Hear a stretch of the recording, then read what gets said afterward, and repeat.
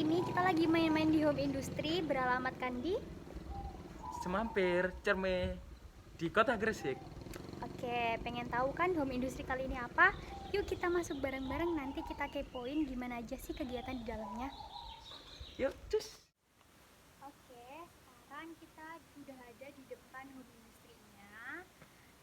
Setelah ini kita mau apa? Kita akan lihat-lihat proses produksinya gimana sih. Oke, pada penasaran kan? Tetap ikutin. Nah, sekarang kita udah ada di dalam Home Industry-nya.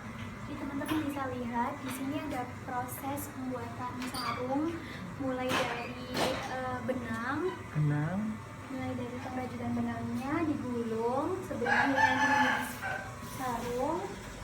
Terus ini juga bapaknya lagi gulung benang, Pak, ya. Iya.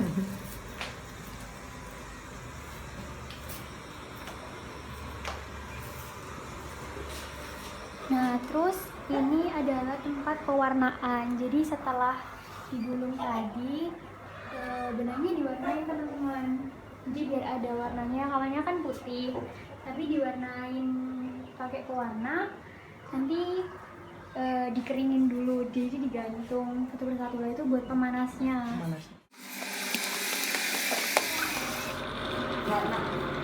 Kalau untuk kabeh kalau itu syuting. Iya. Kalau buat apa? Oh, makon.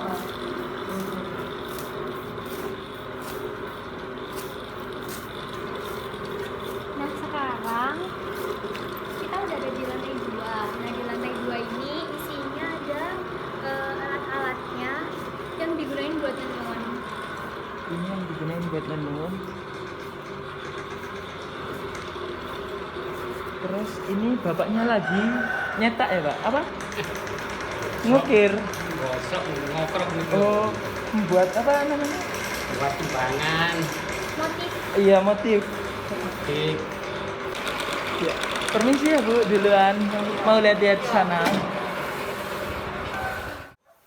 Oke, jadi sebelum ditenun, kita udah mau masuk ke tempat penjemuran ya. Ya, penjemuran benangnya. Sebelum diwarnai ya, harus dikeringkan dulu. Jadi awalnya tuh benangnya tuh benang kering. Nah, setelah itu direndam dalam air selama 1 hari buat dibasahin dulu biar warnanya tuh gampang untuk nyatu gitu. Nih benangnya. Ini benang apa namanya? Yang halus itu. Setelah Nah, kain sutra. Ini impor ya, teman-teman. Dari apa namanya? Dari luar negeri. Nah, jadi sebanyak ini yang bakal dijemur. Kalau nggak ada panas, berarti ya pakai bantuan mesin cuci biasanya. Oke, Itu yang udah diwarnai. yuk kita liatin lagi yuk.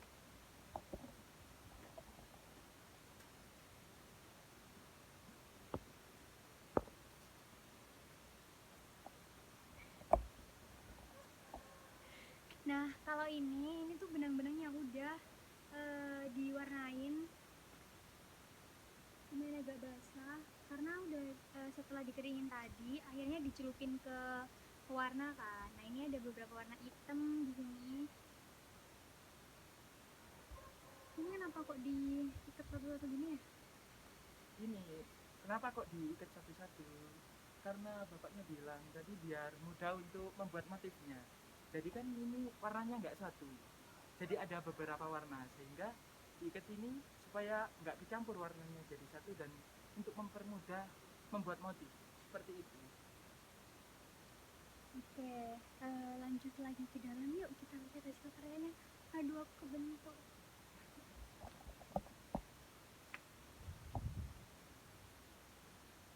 Nah, sekarang kita udah masuk ke dalam. Ini ada beberapa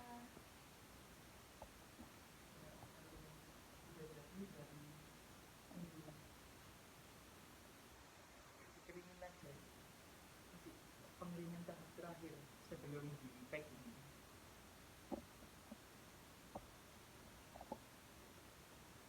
Oke teman-teman, di sini tuh udah mulai mau proses jadi ya, udah mulai banyak banget. Ini kayak dicipit dulu biar sarungnya lurus gitu, biar nggak kusut. Jadi pas waktu pengiriman itu nggak perlu tetap di tau gak sih Bunda pernah Iya, bilang tetep. cuma nyetrikanya tuh nggak begitu susah gitu loh karena mereka tuh prosesnya dijepitin dulu ke kaku tadi.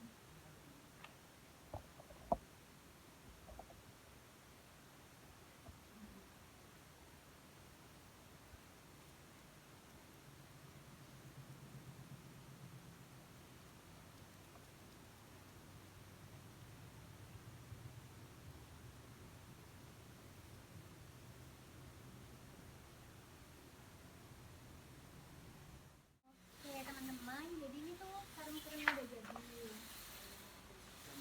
Tahap akhir dari produksi sarung. Jadi kan emang ini kan home industry vendor ya. Iya, vendor. Jadi bapak sama ibunya tuh yang bertugas buat produksi sarung-sarungnya. Nanti setelah itu dikirim ke pemesan. Yang Nah, pemesan. kalau pemesan udah jadi kayak gini. Jadi udah dimasukin box. Nah di dalamnya juga udah ada sarung hasil karya dari CV atau Ude teman saya. Nah, kayak gini teman-teman. Jadi sebenarnya sama, cuma tergantung pemesanannya gimana dari pemiliknya. Seperti itu. Oke. Nah buat teman-teman juga yang kalau misal butuh sarung dengan jumlah banyak, kalian bisa tuh hubungi Ude Utomo Jaya. Tempatnya tadi di mana? Di Semampir, Cerme, Kota Gresik. Dan ini juga apa? Kainnya juga dari sutra. Oke. Dari pasti berkualitas. Nah, buat teman-teman yang butuh CP-nya, nanti kita bakal taruh video di bawah. Jadi kalau teman-teman mau pesen buat acara, habis ini kan Ramadan nih, pasti para teman-teman mau bagi-bagiin Sarung. sarung ke sahabat atau ke keluarga, kalian bisa nih gunain vendor dari Ude Utomo Jaya. Oke? Oke, sebelumnya terima kasih Bapak Iya, sudah sama-sama. mau menerima kami untuk kunjungan. Perkenalkan, nama saya Rifa. Kami dari mahasiswa UISI dan saya bersama teman saya. Nama saya Alim Syataat, juga sama dari manajemen UISI.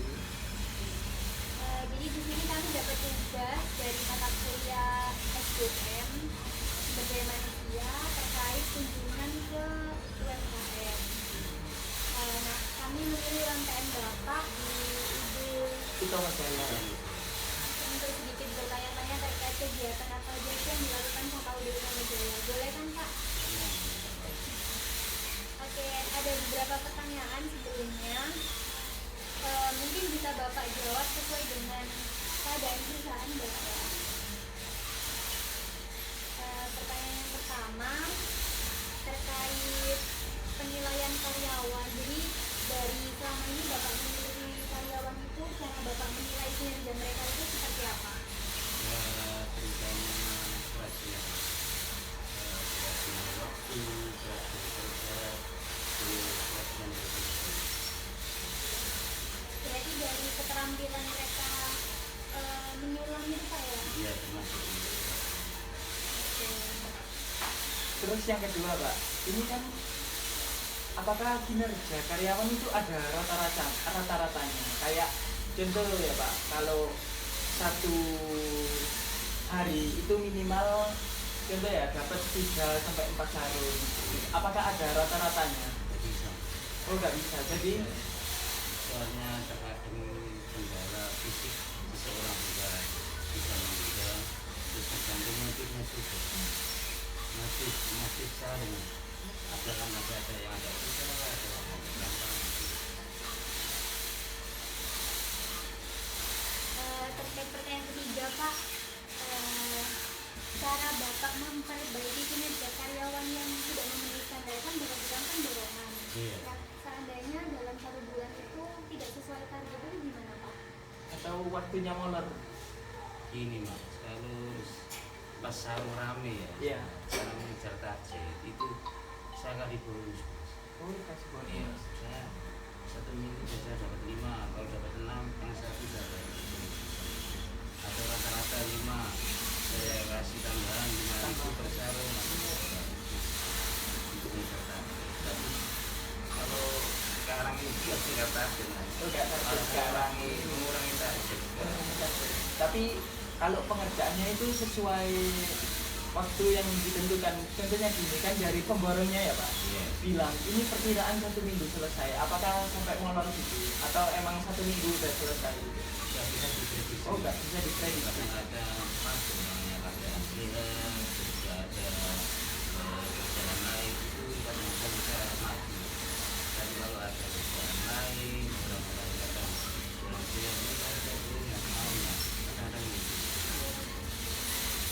Ya terus yang selanjutnya gini kan Pak, kan setiap pekerjaan atau setiap orang itu pasti kan dinilai, oh ini kinerjanya bagus apa enggak, ini kerjanya lemot atau malas gitu kan. Iya pasti. Iya, maksudnya penilaiannya itu dicatat atau emang diingat-ingat saja Pak? Ingat-ingat mas. Berarti cuma diingat-ingat ya Pak? Sementara ini diingat-ingat, oh biasanya ini punya Oh iya. ibu si A ini biasanya bagus, ibu ini biasa ini, yang kurang dan lebihnya kalau kurang dinasihati. Oh dinasihati, langsung dinasihati ya Pak? Letternya ditata biar rajin ini kurang panjang, nanti ditambahi ininya ini biar panjang. Dinasihati. Terkait penilaian tadi Pak ya, Bapak kan sudah melakukan penilaian antar karyawan. Kira-kira dari penilaian itu cuma sekedar dinilai aja atau kalau memang dia bagus kinerjanya dikasih ada imbalan gitu? Jadi Biasa ya cuma kalau dinilai iya aja. ya cuma kalau misalnya barangnya agak serot atau telat, Iya. itu yang bagus itu saya utamakan. Nah, kalau mengenai bonus apa juga cuma saya utamakan lah. Iya. Berarti Misalnya ada pemicu yang buat menunggu ada 2, ini telah dibuat kita kasihkan yang bagus saja. Sementara yang kurang bagus tidak ada yang ya contoh ya Pak, kalau ada karyawan yang seumpama dalam 1 bulan itu kinerjanya bagus terus, itu berarti Bapak mengucapkan kamu kerja kamu bagus gitu, atau ada dikasih penghargaan atau apa gitu Pak? kalau saya ngomong ke orang yang langsung Enggak. nanti saya ngomong ke orang yang lain. Oh. Misalnya si A bagus, saya ngomong si B. Ada seperti si A itu bagus. Kalau langsung ke si A yang ada bersangkutan sangat bagus. Iya iya. Biasanya orang kalau dikasih tahu ini biasanya kebenaran gitu, tahu bagus saja. Iya, oh iya biasanya kan kalau dibilangin bagus itu malah seenaknya gitu ya, malah lupa gitu ya Pak. Biasa bagus saja.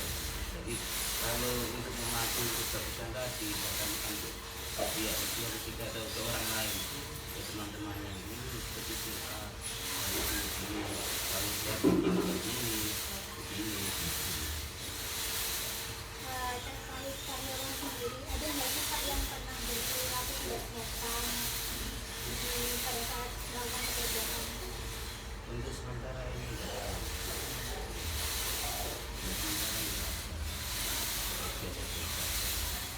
Seperti ketika ada karyawan yang anggap aja semua kan karyawan sopannya, berarti di situ masih ada yang disegani gitu ya Pak? Iya, tapi saya biasa. Oh, biasa. Biasa. Istilahnya enggak. Ini kos atau ini harga enggak ada. Jadi saya sama-sama kerja. Oh sama-sama kerja, jadi kayak enak gitu Pak, nggak Iya. ada kayak oh ini betul, Iya, jadi iya. bisa kerja sama dengan enak ya Pak? Ada, iya. Ini sama-sama kerja. Biasa tapi ya gimana ya? Sampai nggak sopan gitu. Biasa sih. Saya juga sering dengan diantara. Terkait karyawan sendiri Pak, kan kalau berangkat kalau boleh tahu dari jam berapa Pak kerjanya? Itu pun nggak bisa kita nggak ada yang misalnya sudah 15 juta beberapa jam 7 ada yang jam 7 tapi untuk yang bagian kan ada yang harian Pak. Iya. Yang harian itu jam 7 naik semua jam 7 lebih 5 jam 7 lebih 10. Berarti nggak ada kayak standar disiplin gitu Pak ya, disiplinnya harus jam berapa berangkat? Oh berarti ini kerjanya freelance ya, santai Iya, gitu ya Pak? iya. Kadang-kadang gini mas, saya mau ambil rapor anak saya. Oh iya. Saya yang kerja, monggo nggak apa. Berarti Nanti pulangnya jam berapa? Misalnya pulang jam 4, jam 4. oh, Toleransi lah mbak. Terkait sendiri Pak tetap sama. Tetap sama, karena kan saya juga toleransi. Oh, toleransi. Saya kebutuhan dari kayak gitu ya nggak mungkin. Karena kan setengah hari kadang-kadang kalau saya pulang saya bayarkan. Itu ini Pak, terus bagaimana Bapak itu menjaga hubungan dengan karyawan? Contohnya kayak gini, entah itu Bapak setiap setiap lebaran main ke rumah karyawan satu-satu atau gimana, atau kalau ada acara keluarga karyawan diundang atau gimana Pak? Tidak pernah, cuma kalau ada misalnya ada karyawan salah satu keluarga karyawan kita Iya. sakit atau hanya lakukan misalnya berapa cuma uang untuk minum. Oh iya, itu obat gitu ya. Ini Pak, berarti ini apakah kan ada yang karyawan yang gak ada yang borongan, terus ada yang spesial kayak nenun sendiri. Nah, apakah gajinya tetap sama? Kalau hari itu sudah begitu sama, kalau harian sekian, orang sekian. Oh, jadi ada perbedaan gitu ya Pak. Kalau yang nenun itu berapa, yang giling itu berapa gitu ya Pak. Juga bisa disamakan. Terus cara bedain antara karya dari borongan sama penenun pribadi gimana Pak? Yang kan ini, apa itu untuk karyawan harian istilahnya kan yang saya butuhkan. Iya. Biasanya saya disuruh ke sama ibu disuruh ke pasar, kalau ibu sibuk disuruh bantu ke dapur itu aja. Dan jadi kerja istilahnya kalau harian itu serabutan lah istilahnya. Iya. Kalau yang gulungan fokus pekerjaan misalnya gunung benang yang gunung benang istilahnya ini bidang ya benang. Terus gini Pak, kan kemarin kita sempat berkunjung ke atas juga kan, ada beberapa karyawan yang usianya udah di atas 30-an lah ibaratnya. Oh, ada 50 juga. Nah, secara Rata-rata Bapak ya rata-rata rata-rata SD Setengah tua. Nah, terkait mempertahankan karyawannya itu gimana Pak? Terkait kan umurnya juga udah mulai rentan gitu. Ada nggak kira-kira yang udah mulai 50 ke atas tapi masih Bapak pertahankan untuk kerja di sini? ya ini saya nggak pernah istilahnya memberhentikan atau selagi orang yang masih kerja saya itu pun kalau harapannya masih bagus saya cuma nggak pernah memberhentikan tapi kadang-kadang ini biasanya kalau berdua sama anaknya sekarang dulu dulu saya berhenti dengan dirinya saya berhentikan. Terus ini Pak, ini kan kerjanya ada yang gulung, terus ada yang ngasih warna, terus itu ada yang pernah kecelakaan kerja nggak? Maksudnya itu entah tangannya kejepit terus berdarah atau gimana gitu? Ada yang pernah kecelakaan kerja? Sementara ini belum ada, mudah-mudahan nggak pernah ada. Mudah-mudahan nggak pernah. Berarti anggap aja berarti ini pekerjaan yang aman gitu ya Pak? Aman. Kalau dulu pernah cerita-cerita ke ibunya ada beberapa kali masih muda itu juga nggak pernah ngalamin kejadian seperti itu Pak. Kan kalau anak muda kan agak susah belajarnya. Iya, kayak kadang agak ceroboh gitu kan awal-awal gitu. Soalnya ini kan istilahnya itu nggak mesin. Oh, nggak mesin ya? Jadi manual, jadi Yang dulu itu ya, apa itu gulung benangnya itu juga manual ya. Pakai rodanya sepeda panjang itu, peler itu juga sebenarnya. ide Terus punya kemajuan, punya pikiran melakukan pakai benang. Dulu bapak pakai benang pipa. oh dulu pakai Tapi benang di baju. itu panas itu. Oh panas, kayak gimana? Terus pakai benang mesin jahit itu juga panas malah seperti itu. Nah, saya kalau gini benang air atau pipa air sampai istilahnya. Tapi saya beli bekas. Saya beli bekas. Saya serviskan diganti klaster sama istilahnya mulai gulungannya mas, dikurangi biar nyerapnya sebelum penggunaan itu berkurang.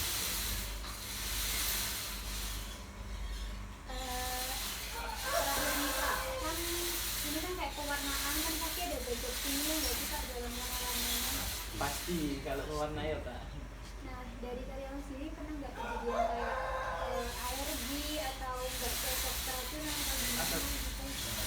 Kan mungkin gara-gara kelupaan pakai sarung tangan gitu, jadi gatel enggak ya. Berbagai istilahnya gimana ya? Ada resiko sama aku. Yang penting saya sendiri juga ngerjain. Oh nggak ada resikonya ya? Cuma kalau ini memang dunia ada resiko pada aku. Karena saya sendiri tadi ngerjain. Oh berarti itu dibantu anak juga. Iya. Jadi kan cuma ini pabriknya apa cuma satu ini? Iya. Oh, Itu sih Pak, berarti selama ini Bapak juga pernah ikut menenun, nggak cuma ikut antar-antar aja? Mestinya kalau pekerjaan semacam ini minimal itu 70-80% harus menguasai biar nggak bisa dibodohi orang istilahnya. Bener banget. Dan kalau ada kekurangan itu tahu istilahnya Iya. harus tahu seluk beluknya ya Pak. Iya. Ini nanti istilahnya macam-macam saya jadi karyawan nggak punya semuanya nakal semua. Targetnya segini beratnya tapi bisa ditipiskan kayaknya. Jadi tahu istilahnya. Kalau sarung sekian body butuh pakan sekian 7 sekian. Biasanya Terus kan iya terus pewarnaan gitu. Oh ini kurang bagus ini bagus kurang tak jadi tahu gitu. Nyuci sama di atas ya. iya nyuci jadi itu baiknya bagusnya kurang bagus itu kan. Soalnya saya sendiri sekarang gitu misalnya. oh berarti Oh misalnya kalau musim hujan agak lembek, Iya, itu mati lembek. agak lembek. Obatnya yang salah satu obat ditambah biar agak keras. Kalau musim kemarau ya agak biar tak terlalu keras. berarti meskipun menjadi pemilik juga harus menguasai ya Pak, harus mengetahui lapangannya gitu Iya. gimana. Dari proses awal harus tahu sampai finishing saya. Kan Bapak kan punya karyawan barengan Pak ya? Iya. Pernah nggak ngalamin kegagalan atau telat produksi?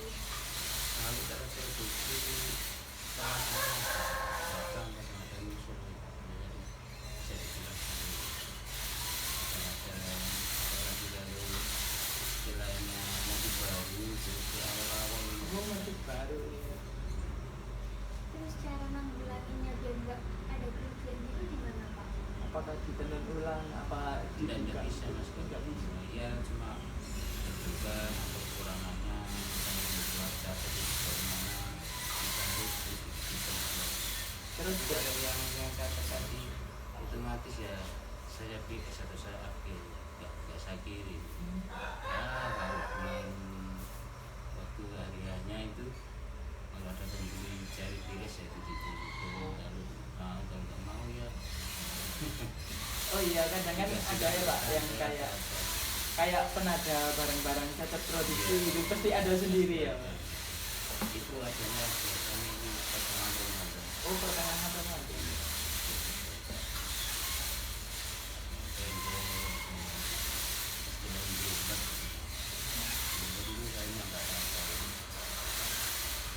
Nah, di sini kan bulan Ramadan Pak ya? Biasanya kan kalau Ramadan kan produksinya agak lebih meningkat. Amin amin mudah-mudahan. Amin. Bulan yang kemarin Benar-benar turun. kami kemarin tuh Kaget semua kayak apa kayak gitu. gara-gara Ma'runa sama Pak. Iya. Transisinya memang berat.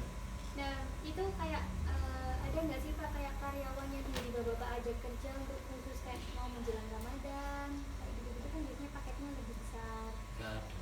Biasa kadang ini ya sini cuma biasanya ya, tadi saya merasa singgung kalau saya yang butuh sarung ya saya kasih bonus itu.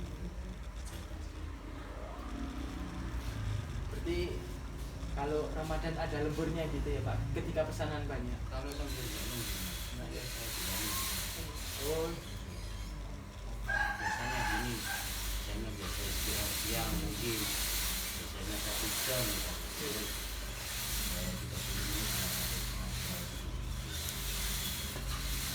untuk memaksimalkan. Terima kasih Bapak, pertanyaannya cukup, sangat menjawab sekali. Maaf kalau ada salah kata Bapak dari kami. Iya. Maaf juga udah kunjungan kedua kalau ngerepotin Kedua. Bapak. Mohon maaf kalau ngerepotin ya. nggak apa-apa nanti mamanya kesini Iya.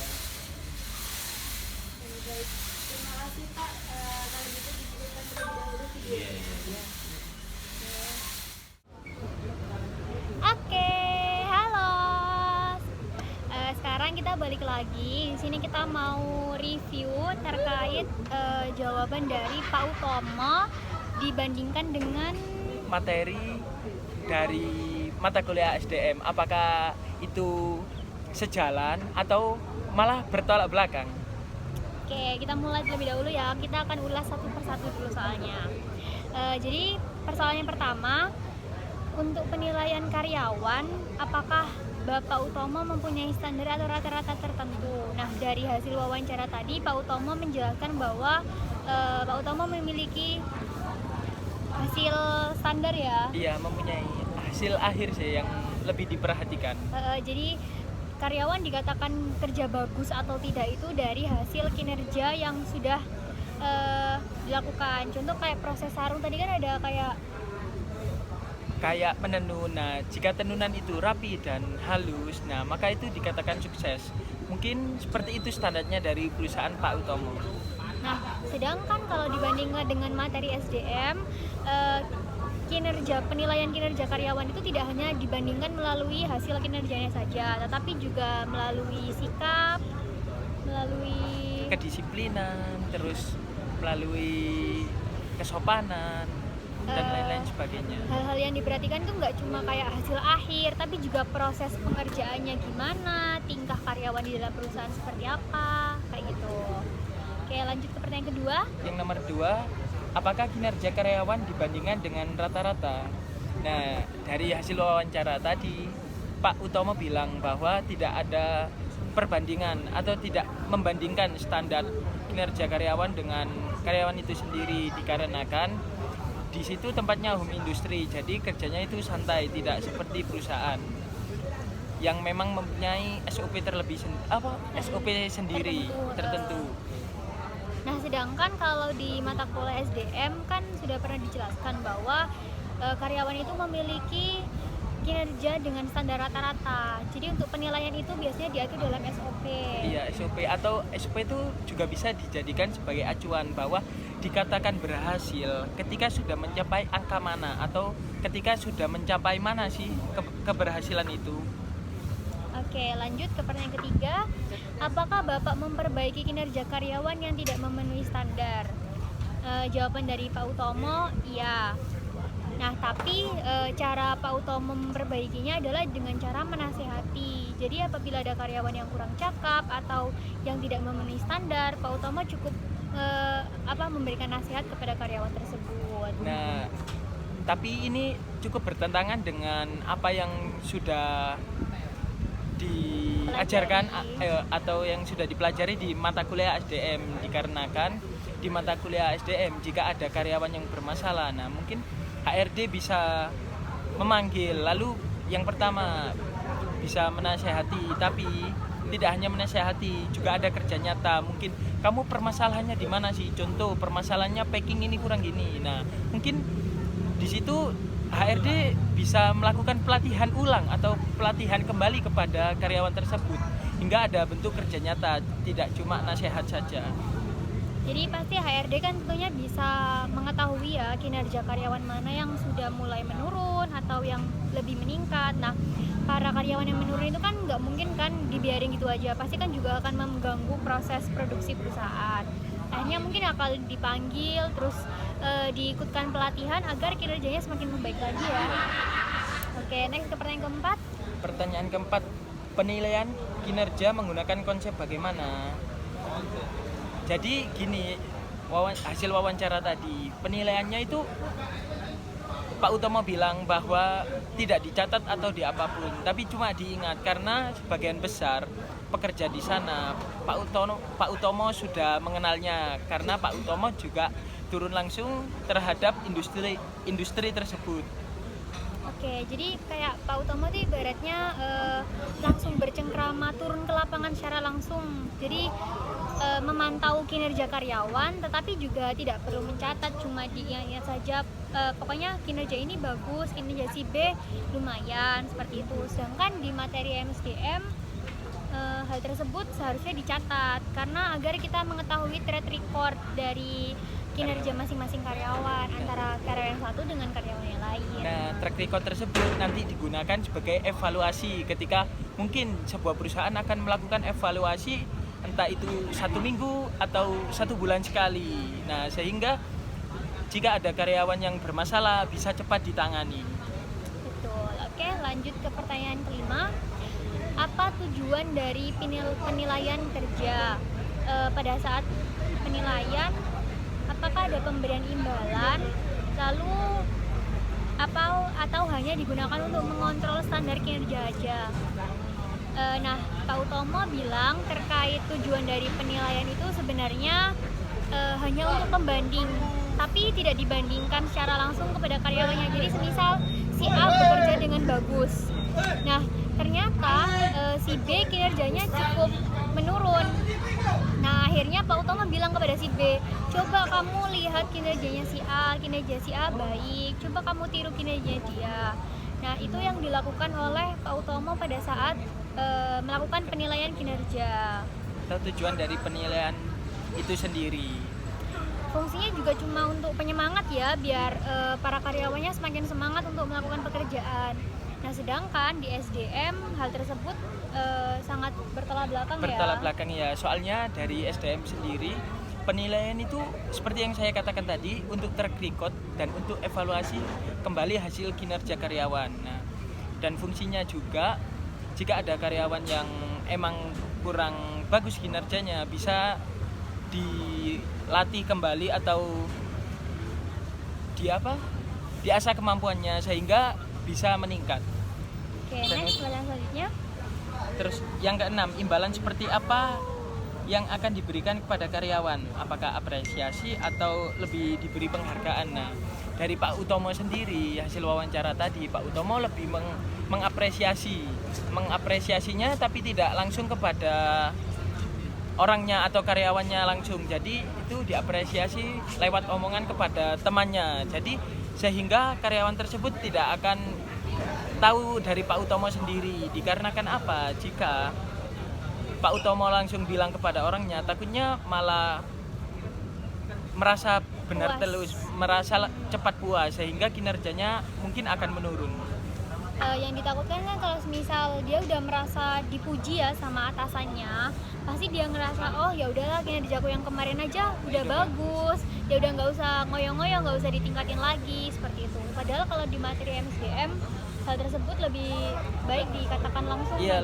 Iya, lebih langsung diapresiasikan kepada karyawannya atau bisa diberi penghargaan. Contoh, setiap bulannya ketika evaluasi ada pengumuman karyawan terbaik di bidang ini atau karyawan terburuk, bukan berarti diberi penghargaan karyawan terburuk itu akan menjatuhkan nama baik karyawan, namun agar bisa memotivasi karyawan tersebut untuk bisa bersaing kembali dengan karyawan-karyawan lainnya. Setidaknya kan ada sedikit challenge, kayak ada kompetisi yang diikuti ya. Biar antara satu karyawan dengan yang lain tuh punya semangat yang semakin menggairah pada saat kerja. Dan juga pada materi MSDM ketika kinerja karyawan bagus atau di atas rata-rata juga terkadang akan diberikan sedikit insentif, bonus. Nah, bonus ketika kerjanya bagus. Oke, next pertanyaan selanjutnya, apa sih yang membuat karyawan berlaku etis di tempat kerja? Nah, kalau di tempat Bapak Utomo sendiri, karena memang sejujurnya mungkin karyawannya hampir udah lumayan parubaya Rentan ya, ya. iya. Dikatakan parubaya juga parubaya karena seumuran juga dengan Pak Utomo, tapi tetap saling menyegani satu sama lain. Ibaratnya ada sopan santun antara satu sama lain. Karena Pak Utomo sendiri pernah bilang kalau nggak ingin menjadi bos yang ditakut-takuti, jadi ya memang masih ada sopan santun antara pemilik dan juga karyawan. Tapi penerapannya tidak sesuai dengan yang ada di SDM ya. Ya, kurang apa namanya? Kurang selaras. Karena kalau di SDM sendiri kan antara atasan dan bawahan kan pasti ada SOP, Ya. ada aturan yang harus diikuti. Terus kayak antara bawahan dan atasan itu memiliki apa namanya? Seperti memiliki sekat tersendiri karena emang kan bidangnya udah beda seperti itu. Oke, lanjut ke pertanyaan selanjutnya. Depan. Bagaimana cara Bapak menerapkan perilaku disiplin karyawan? Nah, di wawancara tersebut Bapak Utomo tidak menerapkan perilaku disiplin karena apa? Di situ kan home industry, kerjanya juga bukan paksaan, apalagi di situ Pak Utomo sudah kenal dengan semuanya sehingga tidak ada perilakuan disiplin. Contoh, kalau ada yang mau berangkat jam 7 silakan jam 7, kalau ada urusan boleh jam 10 atau mungkin bisa jam 9. Nah, itu enaknya terserah karyawannya sendiri karena Pak Utomo juga tidak memaksa. Nah, dengan pernyataan Pak Utomo tersebut itu bertentangan dengan materi SDM yang sudah diberikan. Dikarenakan pada saat hal tersebut kan seharusnya kan ada kedisiplinan ya, apalagi di perusahaan kan ada SOP. Jadi kalau standar operasionalnya, tata tertibnya karyawan berangkat pagi, biasanya kan kalau sekarang kan musimnya ceklock ya. Iya, ceklock. Kalau Pakai ceklocknya telat 1 menit aja berarti dikatakan karyawan itu terlambat, dan biasanya ada potongan gaji atau beberapa teguran seperti itu. Nah, sedangkan di Pak Utomo sendiri tidak menerapkan hal tersebut. Mungkin cukup bertolak belakang sekali dengan materi di SDM. Nah, dengan adanya perilaku disiplin atau tentang sikap disiplin ini supaya bisa memaksimalkan kinerja karyawan. Tidak hanya kerja seenaknya sendiri. Nah, seperti itu. Mungkin karena bisnisnya Pak Utomo masih home industry ya, belum menjadi bisnis yang profesional atau di jenjangnya. Mungkin bisa kedepannya akan menjadi lebih baik lagi. Oke, selanjutnya terkait hubungan. Bagaimana Bapak menjaga hubungan dengan karyawan? Nah, dari Pak Utomo tadi sempat cerita cara menjaga hubungan baik dengan karyawan itu kalau misal ada kerabat karyawan yang sakit atau terkena musibah, biasanya Pak Utomo mengunjungi secara langsung ya. Mengunjungi secara langsung. Dan juga pasti nggak mungkin bawa tangan kosong dong. Pasti ada beberapa memberikan sedikit bantuan untuk membeli obat atau sekedar uang jajan seperti itu. Nah, sedangkan kalau materi di SDM, di materi SDM sendiri itu ada berbagai macam hal. Contoh, bisa dilakukan ketika makan malam bersama. Nah, ketika selesai kerja kita ajak untuk lebih mendekatkan antara atasan dengan karyawan itu sendiri supaya ada rasa peduli, entah itu meskipun nggak peduli di perusahaan atau mungkin tidak hanya sedang di perusahaan, tapi juga bisa ketika mungkin ketemu di luar bisa saling sapa. Nah, untuk meningkatkan kekeluargaan itu sendiri. atau biasanya juga ada kalau bulanan tuh ada acara family gathering. Jadi para karyawan bisa mengajak keluarganya untuk ikut serta di acara perusahaan kayak dinner. Terus ada acara bazar atau kegiatan-kegiatan lain yang memang ditujukan untuk mengakrabkan kekeluargaan dari perusahaan tersebut. Biasanya kalau family gathering sih lebih ke villa ya. Nah, bisa bermalam, terus di sana ada games, ada apa. Nah, untuk lebih mendekatkan kekeluargaan. Okay. Next ke pertanyaan selanjutnya. Apakah gaji karyawan biasa sama yang profesional berbeda? Nah, dari jawaban Pak Utomo hasil wawancara tadi bahwa memang berbeda karena contoh ya, tadi kan ada yang menenun, terus ada yang cuma menggulung benang sutra. Nah itu beda-beda gajinya dikarenakan keahlian itu lebih dihargai mungkin ya, atau tidak bisa dilakukan oleh sembarangan orang. Nah dengan jawaban tersebut ini selaras atau sama dengan materi SDM yang kita pelajari. Kalau di SDM itu memang mereka tetap memberikan gaji yang berbeda, karena apalagi kan pendidikan itu penting ya. Kalau di perusahaan kan ada standar pendidikan S1, SMA, S2 itu kan punya standar gaji berbeda-beda. Apalagi kalau kinerjanya profesional dan biasa, tentu kan pasti punya penilaian yang berbeda. Nah, kata-kata profesional atau biasa kan dilihat kembali pada penilaian rata-rata kinerja tadi. Jadi sebenarnya saling membutuhkan berkesinambungan ya. Karena kalau misal kita tahu hasil track record dari kinerja karyawan, kita juga bisa tahu bagaimana cara kita untuk memberikan gaji atau intensif kepada mereka, seperti itu. Lanjut, pertanyaan selanjutnya, bagaimana cara Bapak untuk mempertahankan karyawan? Nah, dari hasil wawancara Pak Utomo tadi, karena memang pekerjaannya sedikit freelance dan Pak Utomo juga tidak ingin memberatkan karyawan, jadi tidak ada cara untuk mempertahankan karyawan. Jadi ini bertolak belakang dengan materi SDM, karena di materi SDM sendiri ada beberapa cara mempertahankan karyawan. Yang pertama, bisa diberi apresiasi. Yang kedua, bisa kenaikan jabatan, terus bonus. Iya, terus juga bisa diberikan bonus seperti itu. Oke, lanjut ke pertanyaan selanjutnya. Terakhir ya. 12. Kecelakaan 13. Sekarang 12. Apakah ada kecelakaan juga? Ya kan? Oh iya. Apakah ada kecelakaan kerja di pabrik? Di pabrik. Lalu penyebabnya apa saja? Nah, di home industry milik Pak Utomo sendiri sampai saat ini masih belum ada kecelakaan kerja yang dialami oleh karyawannya. Mungkin karena masih menggunakan alat manual ya. Jadi sehingga mudah dikontrol.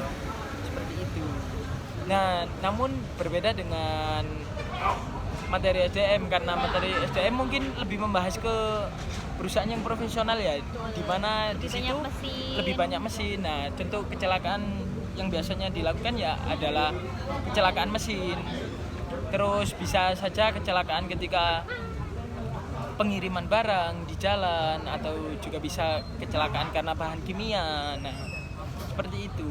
Itu juga termasuk tanggung jawab perusahaan ya? Iya, tanggung jawab perusahaan. Tapi karena di Pak Utomo tadi hasil wawancaranya tidak ada, jadi kita tidak mengulas secara lebih dalam lagi. Oke, lanjut ke pertanyaan terakhir. Apakah ada bahaya kesehatan karyawan yang terpengaruh akibat zat kimia pada saat bekerja? Nah, jawaban dari wawancara Pak Utomo tadi tidak, karena walaupun proses pengerjaan sarung mulai dari pewarnaan, menenun, ada beberapa zat kimia yang digunakan, tapi zat kimia itu tidak membahayakan untuk kulit. Jadi hal tersebut juga sangat berpengaruh terhadap kinerja karyawan sendiri. Iya, karena kan mungkin dari pewarna sendiri menggunakan bahan yang tidak berbahaya. Namun jika di perusahaan-perusahaan besar atau di materi SDM itu, perusahaan besar juga ada yang menggunakan zat-zat berbahaya. Contoh zat-zat kimia yang berbahaya itu kayak apa, obat keras, cairan keras maksud saya. Nah hal tersebut juga kan dapat mengganggu atau kinerja ya. Iya. Intinya membuat kinerja karyawan was-was lah ya. Kalau misal mereka nggak hati-hati, mereka nggak memperhatikan K3 itu kan juga berpengaruh juga terhadap kinerja karyawan. Apalagi kalau pada saat zat kimia itu kan udah berbahaya banget. Berbahaya banget ya. Nah, di perusahaan sendiri juga mempunyai standar kesehatan atau keselamatan kesehatan kerja karyawan sendiri. Nah, itu biasanya disebut K3. Nah, di K3 sendiri ada banyak cara bagaimana menanggulangi kecelakaan kerja tersebut. Nah, untuk yang pertama, sebelum mereka melakukan kerja itu biasanya di briefing dulu bahwa hati-hati ada gini, kamu jangan gini supaya nggak ada kecelakaan kayak gini. Terus kadang di tempat kerjanya atau di ruangan kerja juga ditempelin poster, Announcement, ya, peringatan supaya tidak terjadi kecelakaan kerja. Nah terus memperbaiki komunikasi agar tidak ada kecelakaan kerja kan bisa kan. Dari Contoh miskom. ya miskom kayak mesin ini dengan mesin itu, di sini bilang A, di situ bilang B, kan otomatis nggak ada sinkron di situ, dan menyebabkan kecelakaan. Oke, udah kita bahas semua ya, Ya. terkait wawancaranya dan juga kita review materi SDM. Kita rasa cukup sekian ya teman-teman. Terima kasih udah ngikutin kita dari awal, udah mulai jalan-jalan ke Pabrik sampai atau industrinya Pak sampai Utomo. kita review materi di sini. Kita ucapin sekali lagi terima kasih kepada teman-teman semua. Jangan lupa like dan komen pertanyaan. Kalau kalian ada pertanyaan, kalian bisa komen di bawah. Atau kalian suka dengan video ini, jangan lupa like dan di subscribe. Oke teman-teman, Jangan lupa dibagikan. terima kasih, bye bye.